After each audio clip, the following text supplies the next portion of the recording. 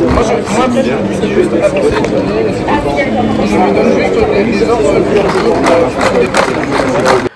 Ce robot soldat était l'une des vedettes du forum de l'innovation qui se tenait à l'Académie militaire de Saint-Cyr.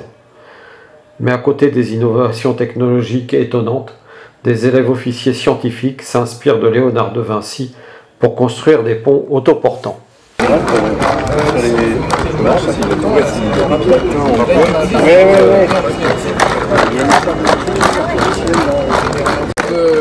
Proche de l'animal en fait, si je lui tire les pattes arrière, il va se comporter. Il va réagir. Ah bah il va vraiment pas vouloir bouger donc il va se mord pas quand même. Non mais c'est. Il veut pas quoi. Il fait de la résistance. C'est vrai que c'est. Et il peut porter une charge jusqu'à combien? Alors là déjà, ça c'est une réplique, donc elle fait réellement le poids d'un 36, c'est-à-dire 3,7 kg. Donc là il a 3,7 kg sur le dos, il peut porter jusqu'à 5 kg.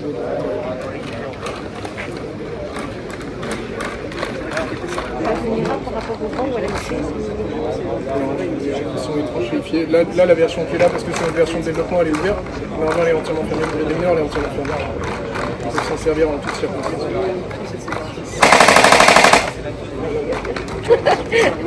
Là, ça fait son effet. C'est juste du son. Merci. Exactement, ils font plein de choses. Une même plateforme peut servir à plein de choses.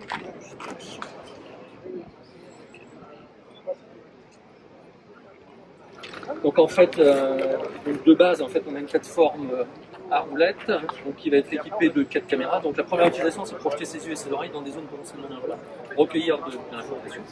Et après, donc ces machines ont le gros avantage d'être effectivement très très modulaires. Donc de base 4 caméras, on l'a dit. Donc celle-ci est équipée avec des roues, mais l'autre exactement la même. On va pouvoir enlever les roues, la reconfigurer avec des chenilles si le terrain le nécessite. Et puis surtout, on va pouvoir l'équiper avec tout un ensemble de modules additionnels, donc qui sont tous plug and play. Donc il suffit de connecter le module. Il est automatiquement reconnu, c'est une caméra thermique. L'autre, on lui a mis un petit bras manipulateur. Ça peut être de l'armement, ça peut être des systèmes de fumigène.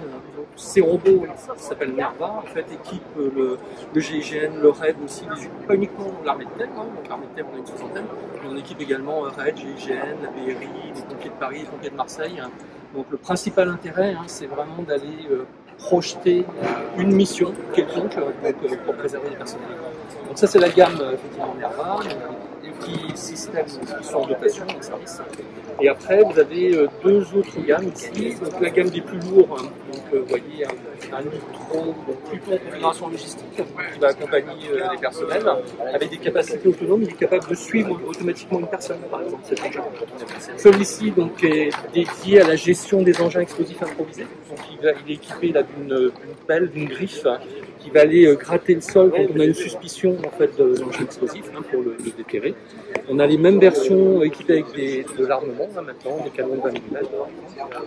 Donc ça c'est une gamme qui est en devenir. Donc l'armée de terre ou les armées du monde et les unités spéciales comme le GNRED utilisent maintenant au kilomètre, je dirais, ces petits robots. Cette gamme-là est en devenir. Les dotations sont envisagées dans les années à venir, dans 2-3 ans à venir. On termine la maturation. Et puis derrière, vous avez une gamme un peu intermédiaire, donc qui est en configuration de patrouille. Donc là, vous avez un robot qui fait de la surveillance, il est entièrement autonome. Donc là, on lui a délimité un site à surveiller. Donc il est capable, avec la caméra de capacité d'intelligence artificielle là qu'on voit au-dessus, il va être capable de détecter des intrus, de détecter des défauts dans les clôtures. Par exemple, le long d'une piste d'aéroport. Donc les aéroports parisiens de Toussus-le-Noble et de Bourget sont en train d'expérimenter actuellement des robots de surveillance comme ça pour détecter des clôtures qui pourraient être coupées. Donc voilà, ça c'est très représentatif de l'état de l'art aussi. On a écrit un petit article scientifique qui soit publié ultérieurement, c'est soumis à relecture. Et ce système de pont a été purement inventé par notre camarade.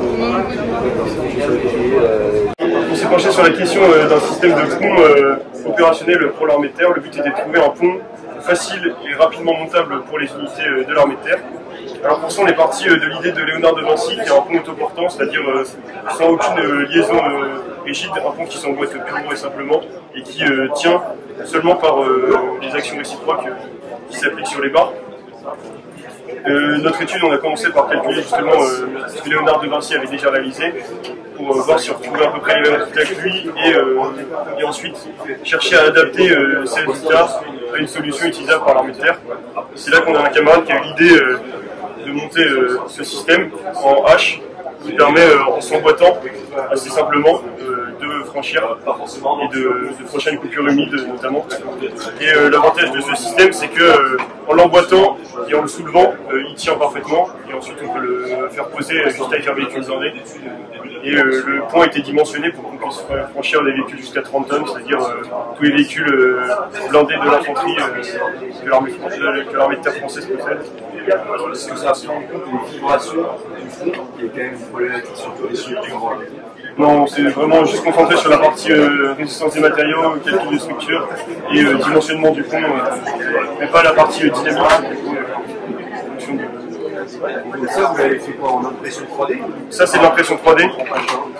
On a d'abord fait des petits modèles en bois et tout ce qui est calcul de constance pour pouvoir utiliser justement et retranscrire sur un pont en taille réelle en métal. On a fait des calculs à partir du bois et derrière on transpose avec les coefficients des matériaux. Et pour le démonstrateur qu'on peut utiliser, là on utilise l'impression 3D. Là, c'est quoi?